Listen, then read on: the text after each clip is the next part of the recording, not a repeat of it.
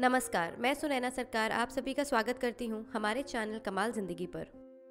वैसे तो हमारे देश में बहुत सारे बाबा रह चुके हैं और उनके गजब के चमत्कार भी हम सब देख ही चुके हैं, लेकिन आज हम आपको एक ऐसे बाबा के बारे में बताने वाले हैं जो लोगों की समस्याओं को उनके बोलने से पहले ही एक पेपर पर लिख देते हैं। हम बात कर रहे हैं धीरेन्द्र कृष्ण शास्त्री की। आइए जानते हैं।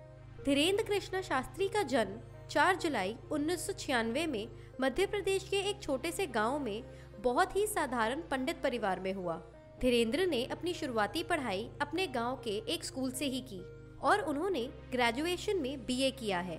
उसके बाद अपने परिवार में धार्मिक माहौल देखकर बचपन से ही उनका मन धर्म के कार्य में लगने लगा। धीरेन्द्र ने अपने दादाजी से भगवत गीता और रामायण से कई ग्रंथों का ज्ञान लिया। ऐसा कहा जाता है कि धीरेन्द्र के दादाजी भी अपने वक्त के एक बहुत बड़े विज्ञान शास्त्री थे और उनमें भी कुछ ऐसी ही शक्तियां थीं। 12 साल की उम्र तक धीरेन्द्र इतने ज्ञानी हो गए थे कि वो भगवत गीता का प्रवचन देने लगे।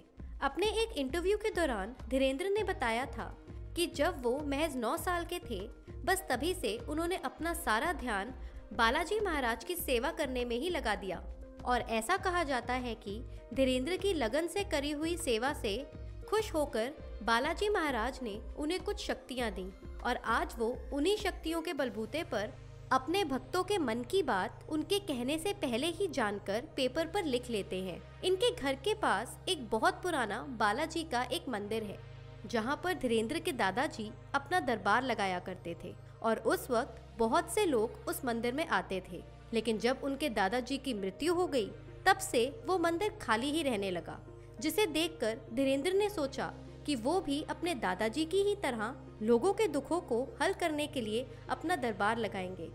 धीरेन्द्र का दरबार मंगलवार और शनिवार को लगता है और वो भगवेश्वर धाम में अन्नपूर्णा भंडार चलाते हैं, जहां लाखों लोग मुफ्त में भोजन करते हैं। धीरेन्द्र की जिंदगी में एक वक्त ऐसा भी आया जब उन्हें भिक्षा मांगकर अपना जीवन जीना पड़ रहा था।